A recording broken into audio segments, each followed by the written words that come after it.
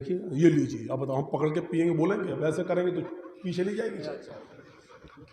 थोड़ी सा इतना तो सेंस होना चाहिए आदमी के पास, या तो यहाँ कोई चीज रखी हो तो चलो बस पीते जाए रखते जाए।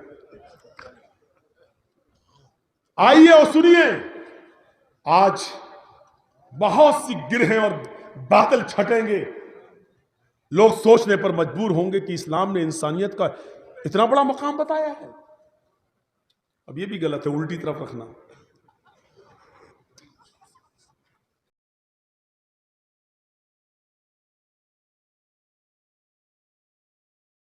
हजरत उमर फारूक के जमाने में एक बूढ़ा भीख मांग रहा है, एक बूढ़ा भीख मांग रहा है, मजूसी है, मुसलमान नहीं है। हजरत उमर ने कहा, ए भीख मांगता है तू, क्यों भीख मांग रहा है? कहा, अमीरुल मोमिनीन, मैं मजूसी हूं, गुजर बसर चलाना है, खाने पीने में कमी है, और फिर आपको टैक्स भी देना पड़ता है, जिजिया भी देना पड़ता है, इसलिए भीख मांगे बगैर काम नहीं चलता। मेरे पास इतना खाने पीने को नहीं है और टैक्स अदा करने के लिए नहीं है। इतना सुनना था कि उमर फारूक के आंख में आंसू आ गए। उस बूढ़े का हाथ पकड़ा और बैतुल माल में ले आए, उसको कुछ नकद दिया और बैतुल माल के कैशियर से कहा, इसका वजीफा जारी कर दो। मजूसी है तो क्या हुआ, यहूदी है तो क्या हुआ, इंसानियत का तकाजा यह है कि इस आदमी की मदद की जाए। मदद की इंसानियत कहते हैं, ये थी इंसानियत। एक बार कहीं से वफद आया, हजरत उमर फारूक ने कहा, रात का वक्त है, वहीं रुक जाओ जहां हो, सुबह आना। लोग मदीने के बियाबान जंगल में रुक गए। हजरत उमर ने घोड़ा उठाया और उनकी खैर खबर लेने के लिए पहुंच गए कि वो आराम से है या नहीं जंगल में। तो जब जंगल की तरफ जाने लगे तो रास्ते में एक औरत को देखा, उसका बच्चा रो रहा है। हजरत उमर ने कहा, गैर मुस्लिम थी वो औरत, यहूदी थी, बच्चा क्यों रो रहा है? उसने कहा, भूखा होगा, रो रहा है। कहा, चलो इसको दूध पिलाओ अपना, और आगे बढ़ गए।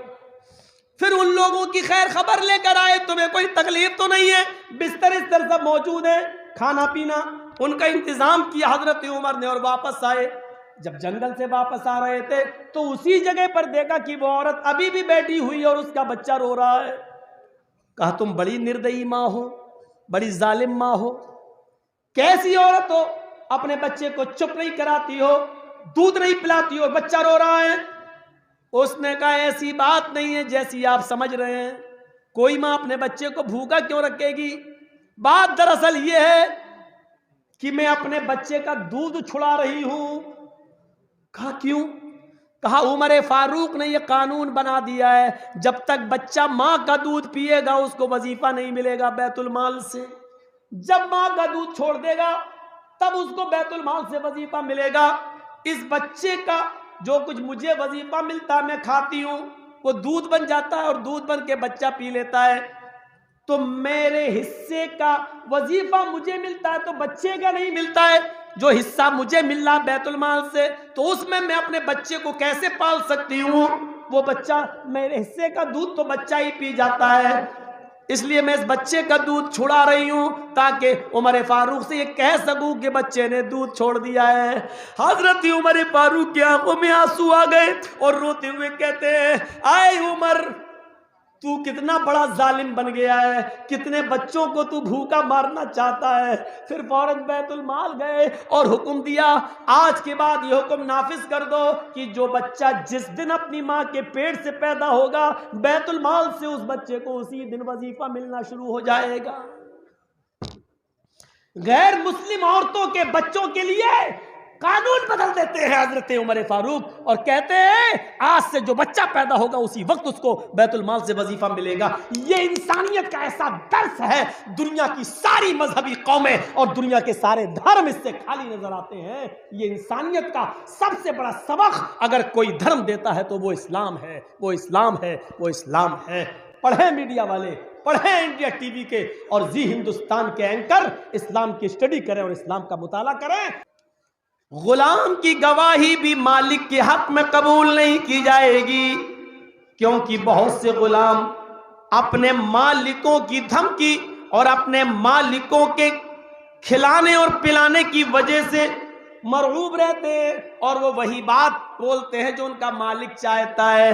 लिहाजा कुरान और हदीस की रोशनी के मुताबिक मालिक के हक में गुलाम की गवाही भी काबिल कबूल नहीं है। ना आपके बेटे की गवाही मानी जाएगी, ना आपके गुलाम की। अब कोई ऐसा आदमी लेके आओ जो ना आपका रिश्तेदार हो, जो ना आपका बेटा हो, जो ना आपका गुलाम हो, कोई दूसरा आदमी हो जो आपके बारे में गवाही दे कि ये ज़रा मेरी है।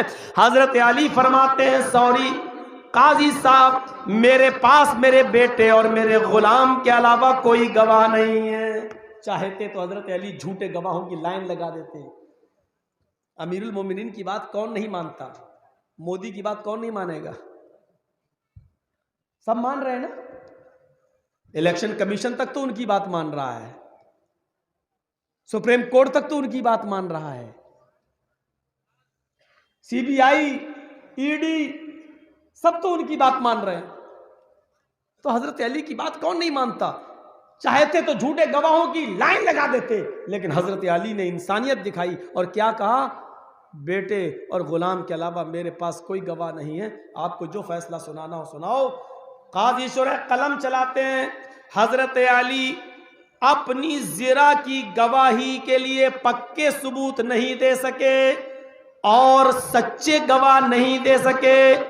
बेटे की और गुलाम की गवाही काबिल कबूल नहीं है, इसलिए ज़िरा की गवाही किसी दूसरे आदमी के जरिए नहीं मिल सकी, इसलिए हजरत अली का फैसला खारिज किया जाता है, हजरत अली का दावा खारिज किया जाता है और ये ज़िरा यहूदी को दी जाती है और यहूदी इस ज़िरा का मालिक रहेगा। इस्लामी कंट्री में इस्लामी अमीरुल मोमिनीन के खिलाफ फैसला सुनाया जा रहा है और फैसला सुनाने वाला हजरत अली का बनाया हुआ काजी, काजी शुरह है, जिसको हजरत अली ने काजी बनाया है, और एक मामूली यहूदी को हक दिया जा रहा है कि ये ज़िरा तुम्हारी है। गौर करो हजरत अली की कितनी बड़ी इंसल्ट हो रही है, बड़ी अदालत में, बड़े मजमे में, लेकिन काजी शुरह ने कोई परवाह नहीं की है। अमीरुल मोमिनीन हैं आप, ठीक है अपनी जगह पर, लेकिन फैसला सुनाने का हक मुझे है। कुरान और हदीस के मुताबिक फैसला सुनाया, आप सच्चे और पक्के गवाह पेश नहीं कर सके, लिहाजा ज़िरा उसी की मानी जाएगी जिसके पास ज़िरा है। यहूदी, इस ज़िरा के मालिक तुम हो। वो यहूदी जब कोर्ट से निकलता है, कटघरे से निकलता है, वो यही देखना चाह रहा था कि देखें इस इस्लामी कंट्री के अंदर हजरत अली के बनाया हुआ जज क्या फैसला करता है। जैसे ही उस यहूदी ने यह फैसला अपने हक में सुना, वो ज़िरा लेकर बाहर आया और कोर्ट के कचहरी के अदालत के दरवाजे पर खड़ा होकर सारे लोगों के सामने कहता है, जज साहब आपने फैसला कुरान और हदीस के मुताबिक सुनाया, आप काबिल मुबारकबाद हैं। अब मेरा दावा सुनिए और अब मेरी तरफ से भी ऐलान सुनिए। काजी साहब आपने जो फैसला सुनाया मेरे हक में वो सही है। मैं यही देखना चाहता था कि बेटे की और गुलाम की गवाही आप मानेंगे या नहीं मानेंगे। आपने नहीं मानी, आपने अच्छा काम किया, लेकिन अब मैं भरे मजमे में ऐलान करता हूं ये ज़िरा हजरत अली ही की है, ये ज़िरा अली ही की है। वो अपने घर के दरवाजे पर इस ज़िरा को छोड़ गए थे, उनका गुलाम पानी लेने चला गया, तन्हाई का फायदा उठाकर उनकी इस ज़िरा को मैंने ले लिया, 6 महीने तक छिपाए रखा और 6 महीने के बाद उसको हजरत अली के सामने लेकर आ गया कि देखें 6 महीने के बाद ये पहचानते या नहीं पहचानते। इन्होंने पहचान लिया, मुकदमा दायर किया। मैं कहता था ये ज़िरा मेरी, ये कहते थे मेरी। अब मैं कोर्ट के जरिए इंसाफ देखना चाहता था, कोर्ट ने भी मेरे हक में सच्चा इंसाफ किया। अब इस इंसाफ का और कुरान और हदीस की तालीम का तकाजा ये है कि मैं जिसकी ज़िरा है उसको वापस कर दूं और इस बात का एतराफ़ करूं ये ज़िरा मेरी नहीं है। हजरत अली के हाथ में वो ज़िरा देते हैं, आए अमीरुल मोमिनीन ये ज़िरा आपकी है, आज मैं भरे मजमे में ज़िरा आपको दे रहा हूँ। हजरत अली रज़ी अल्लाह ताला अन्हु वो ज़िरा अपने हाथ में लेते हैं ये जिरा दे रहे हैं, वो जिरा ले रहे हैं। उस यहूदी ने कहा, अली आज अपने खिलाफ आपने खामोशी के साथ फैसला सुन लिया, न काजी को हटाया, न जज को डांटा, न आपने इस फैसले के खिलाफ कोई हुक्म जारी किया। आपके सब्र ने मुझे मजबूर कर दिया इस बात के लिए कि आप जिस मजहब पर अमल कर रहे हैं उससे प्यारा मजहब इस दुनिया में कोई नहीं है। अब आए काजी साहब भरे मजमे में मेरा ऐलान सुनिए, अशहदु अल्ला इलाहा इल्लल्लाह व अशहदु अन्ना मुहम्मदन अब्दुहु व रसूलुहु। मैं इस बात की गवाही देता हूँ कि अल्लाह के अलावा कोई माबूद नहीं और मोहम्मद सल्लल्लाहु अलैहि वसल्लम अल्लाह के सच्चे बंदे और रसूल हैं। मैं भी उसी मजहब से अपना रिश्ता जोड़ रहा हूँ जो इतना ज्यादा इंसाफ पसंद है और इतना ज्यादा इंसाफ परस्त है। मैं उसी मजहब से अपना रिश्ता जोड़ रहा हूँ। काजी ने ये नहीं देखा कि किसके खिलाफ फैसला जा रहा है। इसी को कुरान कहता है, वला यजरिमन्नकुम शनआनु कौमिन अला अल्ला तादिलू। किसी कौम की दुश्मनी तुम्हें इंसाफ का मर्डर, इंसाफ का खून करने के लिए मजबूर ना कर दे। दुश्मनी अपनी जगह पर हो सकती है, लेकिन उस दुश्मनी की वजह से आप सही इंसाफ ना करो। ये फैसला मेरे दुश्मन के लिए कैसे जा रहा है, इंसाफ का मर्डर। क्या समझा आपने कुरान की इस आयत से? क्या फैसला लेते हैं आप? इंसानियत का सबसे बड़ा दर्स कौन दे रहा है? मिस्र का गवर्नर बनाया था हजरत उमर फारूक ने हजरत आमर इब्न आस को। सुनिए, अब हम यहां कहां रखेंगे, देखिए, ये लीजिए, अब बताओ हम पकड़ के पिएंगे बोलेंगे? अब ऐसे करेंगे तो पीछे ले जाएगी। थोड़ी सा इतना तो सेंस होना चाहिए आदमी के पास। या तो यहां कोई चीज रखी हो तो चलो बस पीते जाए, रखते जाए। आइए और सुनिए, आज बहुत सी गिरहें और बादल छटेंगे।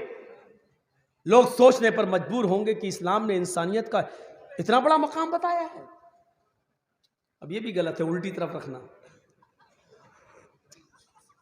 उसमें भी कीड़ा जा रहा है, मच्छर। एक और वाकया सुनिए आप। सुनने के मूड में है ना, तो आप सुनिए और इंसाफ करिए। आप तो अपने बेटों के दरमियान इंसाफ नहीं कर सकते हो। अपनी औलाद, 4 बेटे, जिस बेटे ने ज्यादा खातरी की, इसको ज्यादा दे दो, ये इसने ज्यादा देख रेख की मेरी, इसको मरने दो कमीने। बस तुम अपने औलाद के दरमियान इंसाफ नहीं कर सकते हो। कुरान तो ये कहता है कि दुश्मनों के साथ भी तुम्हें इंसाफ करना है, गैर मुस्लिमों के साथ भी तुम्हें इंसाफ करना है। अदल का तकाजा है।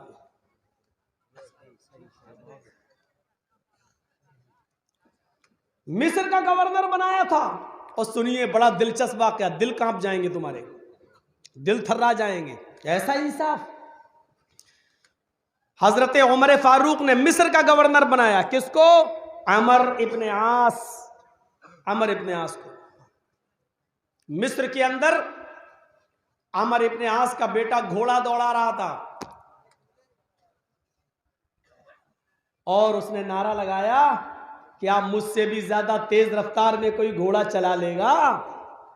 तो एक यहूदी बच्चा था, छोटा बच्चा, उसने अमर इब्न आस के बेटे से कहा, आओ मुकाबला कर लेते हैं। कहा आओ कर लो। दोनों लोगों के घोड़े एक साथ चले, 1 2 3 हुआ। दोनों के एक साथ घोड़े चले।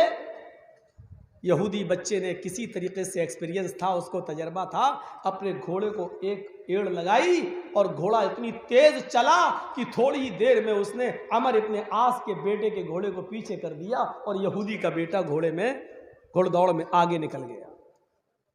जब रेस खत्म हुई तो अमर इब्न आस का बेटा निकला, घोड़े से उतरा और उतरने के बाद उस यहूदी बच्चे को एक थप्पड़ मारता है, सर हिल गया। वो बच्चा जानता नहीं था यहूदी का ये किसका लड़का है। उसने कहा, तुमने मुझे बेजा मारा है। आपने खुद ही कहा था कि कौन है जो मुझसे आगे निकल जाए, मुकाबला हमारे और तुम्हारे दरमियान बराबर होता है। फिर हम घोड़े को लेकर आगे निकल गए तो इस पर आपने मुझे थप्पड़ क्यों मारा है? आपने अकारण मारा है, बेवजह मारा है, बिला सबब आपने मुझे मारा है। तो उसने कहा चुप, अभी एक और मारूंगा तो मैं थप्पड़। कहा ठीक है, आप मुझे मार सकते हैं, लेकिन ये मुकदमा मैं अमीरुल मोमिनीन अमर इब्ने आस की अदालत में लेकर जाऊंगा। जब उसने अमर इब्ने आस का, उसके बाप का नाम लिया, तो अमर इब्ने आस का बेटा मुस्कुरा कर कहता मेरा कुछ नहीं होगा, जाओ मुकदमा दायर करके देख लो, मेरा बाप इस इलाके का अमीर है, मेरा कुछ नहीं होगा, वो अमीरुल मोमिनीन है।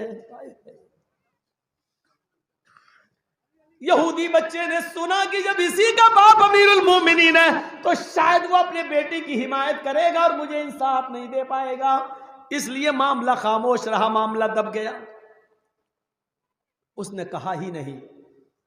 जर्जीस साहब को मालूम है कि इस लड़के ने मुझे गाली दी है, मैं अदालत में मुकदमा दायर कर दूं, और जब यह पता चल जाए कि इसी का बाप विधायक है और एमपी है तो मेरा क्या हो जाएगा, पुलिस को फ़ोन कर देगा, मामला दब जाएगा। तो छोड़ो, बेहतर यह है कि खामोशी रहो, बेइज्जत होने से क्या फ़ायदा। यही सोचकर वो यहूदी बच्चा खामोश रह गया। लेकिन हजरत उमर हर इलाके का दौरा करते थे।